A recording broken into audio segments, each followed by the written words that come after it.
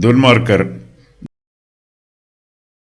துன்மார்க்கர் எழும்பும்போது மனுஷர் மறைந்து கொள்ளுகிறார்கள். அவர்கள் அழியும் போதோ நீதிமான்கள் பெருகுகிறார்கள். நீதிமான்கள் களிகூறும்போது மகா கொண்டாட்டம் உண்டாகும். துன்மார்க்கர் எழும்பும்போதோ மனுஷர் மறைந்து கொள்ளுகிறார்கள் என்னும் வாக்கியத்தின் கருத்தே இங்கு மறுபடியும் சொல்லப்பட்டிருக்கிறது. நீதிமொழிகள் 28:12. துன்மார்க்கர் கையில் அதிகாரம் வரும்போது அநேகருக்கு வேதனைகள் உண்டாகும்.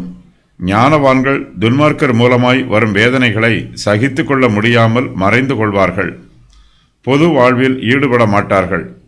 துன்மார்க்கருக்கு கீழ் பணிபுரிய விரும்ப மாட்டார்கள். துன்மார்க்கர் எழும்பும்போது ஐஸ்வர்யவான்களும் அவர்களை விட்டு விலகி போய் விடுவார்கள். தேசத்தில் வியாபாரம் குறைந்து போகும். தொழில் வளர்ச்சி பெறாது.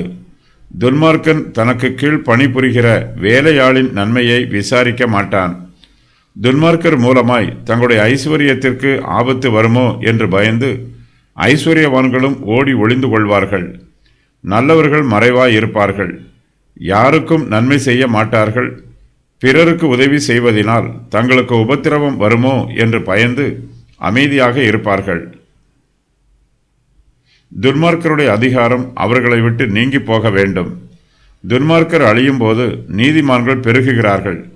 தேசத்தில் துன்மார்க்கம் குறையும் போது நல்லோர் எழும்புவார்கள். நற்கிரியைகளை செய்வார்கள். நல் வார்த்தைகளை பேசுவார்கள். நல்ல புத்திமதிகளை சொல்லுவார்கள். தேசத்தில் துன்மார்க்கம் குறைந்து நீதி அதிகரிக்கும் போது வியாபாரம் பெருகும். தொழில் வளர்ச்சி பெறும். சகலமும் ஒழுங்காயும் கிரமமாயும் நடைபெறும்.